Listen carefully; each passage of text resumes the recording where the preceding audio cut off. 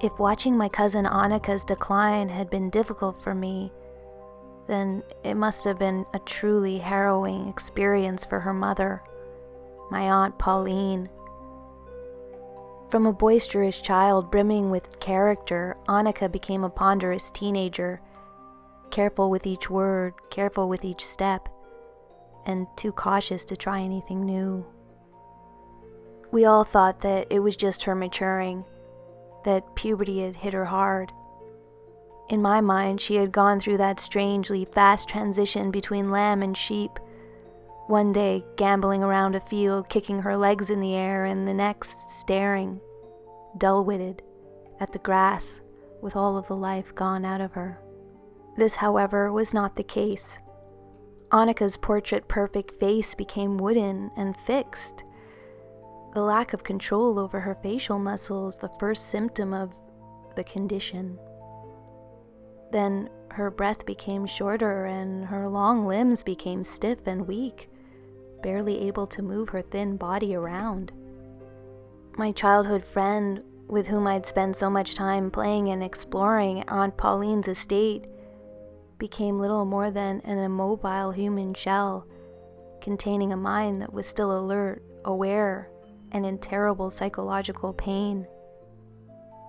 She was eventually moved to a hospital where she could be properly cared for, and I only saw her on rare visits. Over time, I stopped visiting, as I could feel the stinging jealousy in her gaze as I walked freely about her room or put flowers in a vase beside her bed.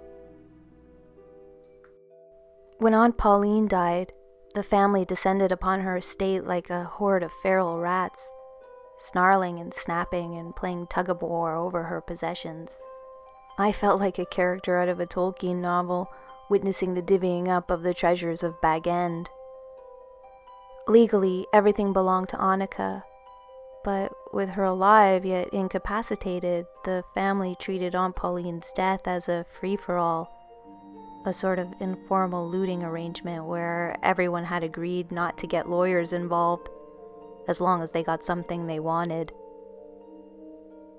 My mother encouraged me to take something to remember my aunt by, but I felt a bubbling, coiling unease inside me as I watched my relatives load leaded cabinets and brass ornaments into their cars.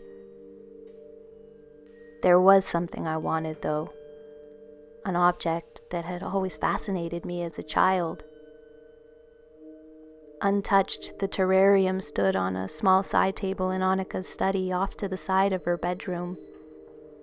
Not many of my family had dared to sack her private chambers, seeing as how she was still alive. But there was one object that I was determined to rescue from the chaos and take home, lest some grubby third cousin end up using it as a bookend or a hat stand. Roughly the size and shape of an old diver's helmet, it was a green-filled globe of amber-tinted glass with an elaborate cap of Talmy gold and a base of scrolled ebony. Throwing my hoodie over the terrarium, I carefully lifted it from the table and lugged it tortuously downstairs. "Did you get what you wanted?" my mother asked. "I think so," I told her, then put the thing in the back seat with a seatbelt around it to hold it upright. Guilt assailed me all the way home, but I reasoned that it was better I have it than someone else. After all, I had been closer to Annika than anyone else, other than her own mother.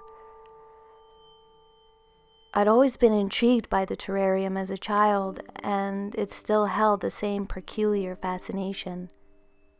The glass was so thick, so distorting, that you couldn't get a clear picture of all of the inside at once. It magnified sections which you could then study as though through a crude microscope, before moving around the yellowed globe to look at a new section. Inside was a tiny, elaborate garden. Tiny bonsai-style trees stood around a tiny pool of water, situated so that the condensation inside the terrarium would always keep it filled.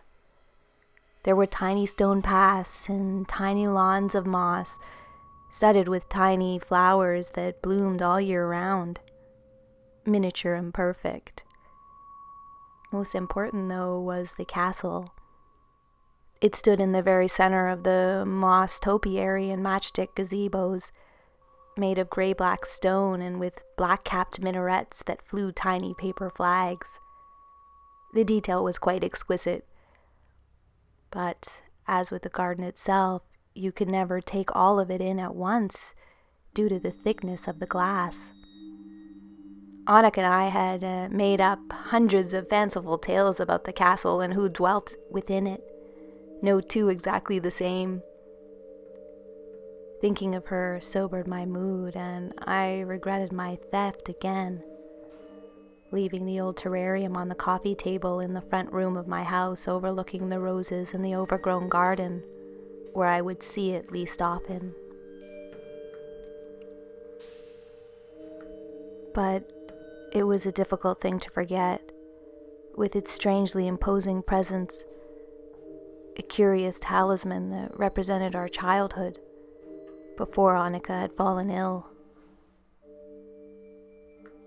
At first, I couldn't be certain that the gardens inside the terrarium were changing. There were always new angles to look at it from, new crannies and nooks inside to explore with your eyes.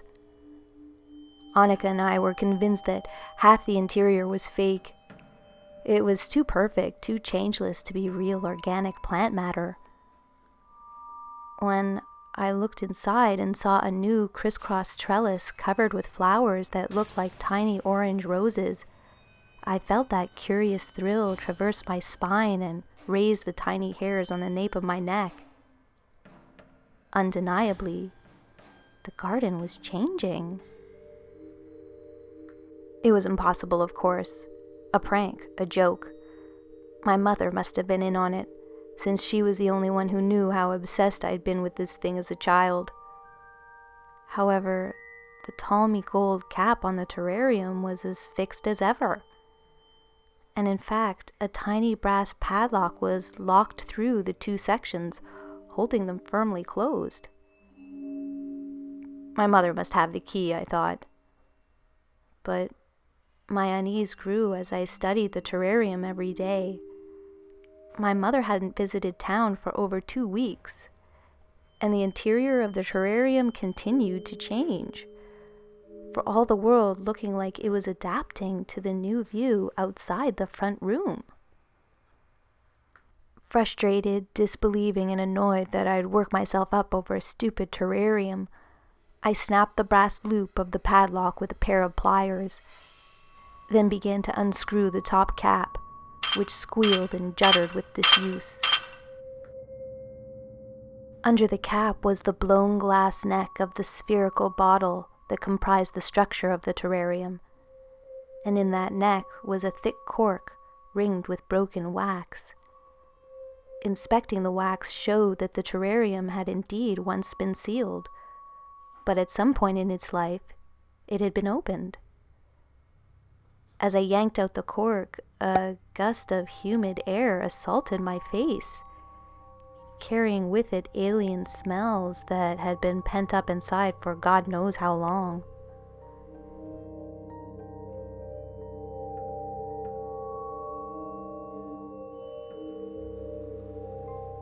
Picking up a knitting needle, I jabbed it down into the terrarium and knocked over the rose trellis, before quickly resealing the environment with the cork and screwing the cap back on.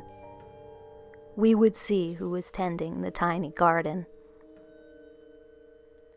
In the morning, the trellis inside the terrarium was upright and proud, the roses perfectly pruned and tended, not one flower out of place. What I felt then was akin to that feeling from childhood when you encounter something new and wonderful before an adult explains away the magic of it and it becomes ordinary again. That feeling only intensified when I walked into my ordinarily messy kitchen to make a cup of tea. Everything had been cleaned. All the pots hung on their hooks, scrubbed and polished to a mirrored shine. All the dishes were washed and carefully put away, the twin sinks burnished of all water spots, and the plug holes stainless. I think I laughed then, stupid and uncomprehending. Like the torpid old ewes in the paddocks, I had lost the imagination to comprehend what I was seeing. In a strangely unrelenting way, it carried on from there. Day by day, my entire house was methodically cleaned, room by room, until I sat in a home so spotless that should the Queen herself have come to visit, I wouldn't have felt at all embarrassed. And when I say everything was cleaned, I truly mean everything. From the cords and cables behind the television cabinet to the former graveyard of dead flies on the laundry room window, my home was utterly immaculate. Like the shoemaker visited nightly by elves who finished his cobbling work, whatever lived inside the open terrarium was doing his utmost to make my life at home as easy as possible. It was a friend whom I'd met for coffee who commented on my hair and nails, how well groomed they looked. As a habitual nail peeler, I laughed at her comment, but when I looked down at the hands she had complimented, she was right. The cuticles were perfect, the nails polished and trimmed with nary a hangnail. Of course, it must have been my Fey home helpers. With the house so constantly tidy, there was little work for them to do anymore.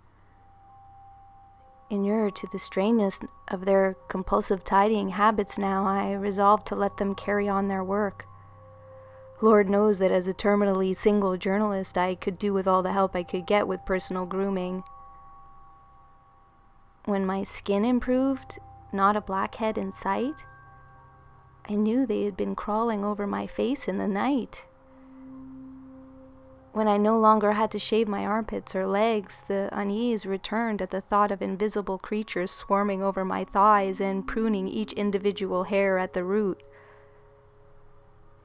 When I began to wake with elaborate braids, that was the last straw. I took some wire from my crafts kit and twisted it through the holes where the padlock had held the terrarium shut in the past. But the next morning, I awoke wearing a full face of makeup as lavishly detailed as a cover model's, and the twists of wire was gone from the terrarium.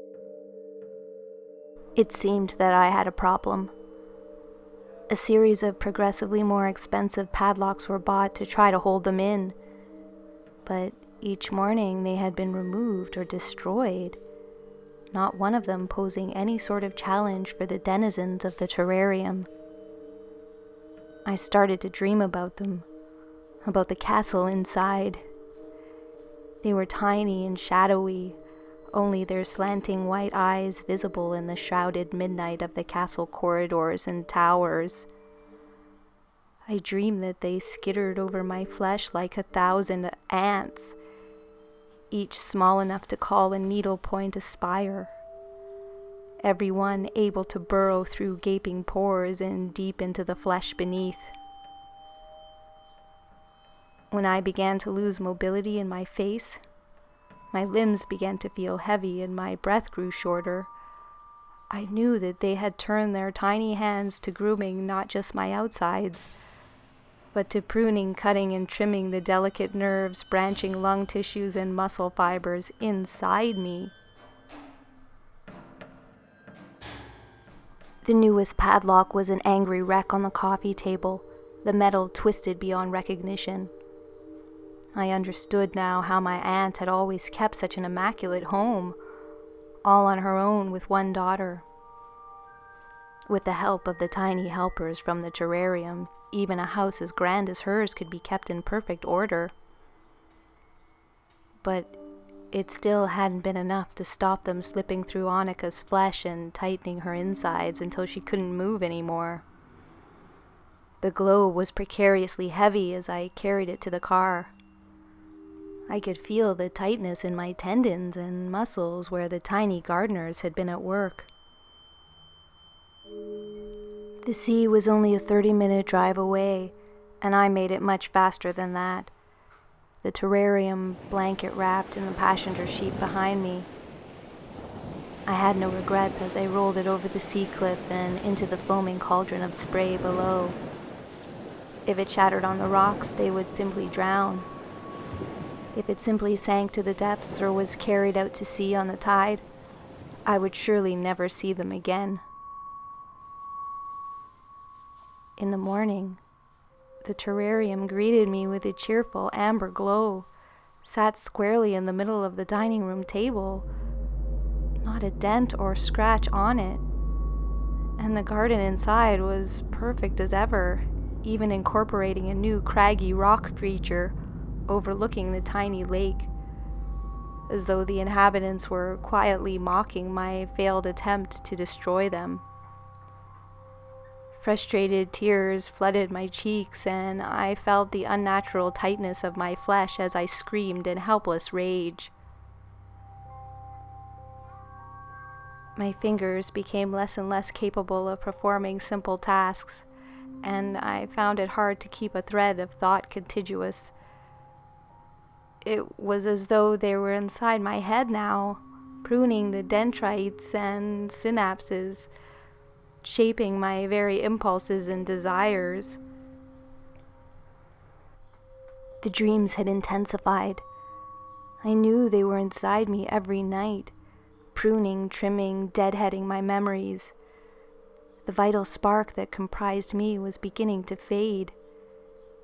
Soon I would join my cousin in her languorous stupor, but without my aunt to cage the creatures again with the original lock, I would slip past Annika and eventually into a tortured half-existence shaped purely by my tiny tormentors. They wanted revenge. I now knew they resented being locked away by my aunt and wanted to splinter my existence into a yawning limbo, to mirror the imprisoned eons they perceived in their phonetic minds.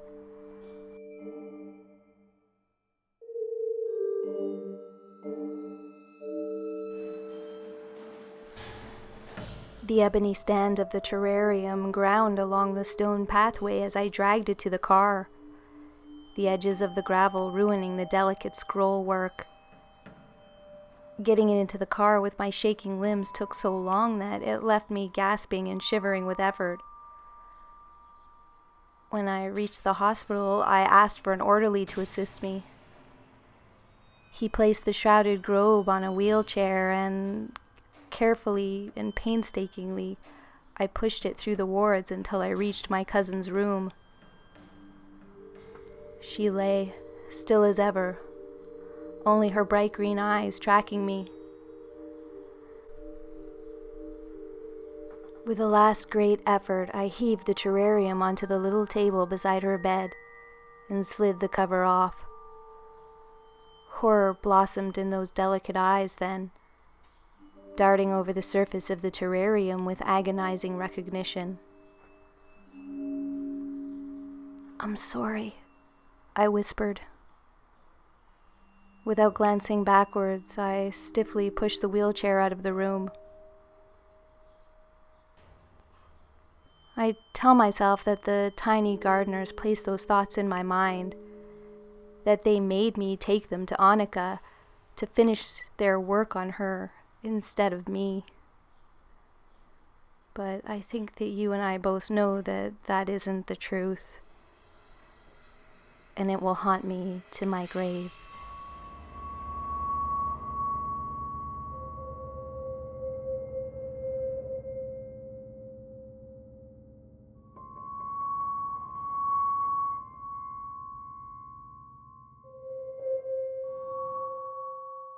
Thanks for watching, and special thanks goes out to Cimmeril Minybone, who gave me permission to read this truly creepy and disturbing story.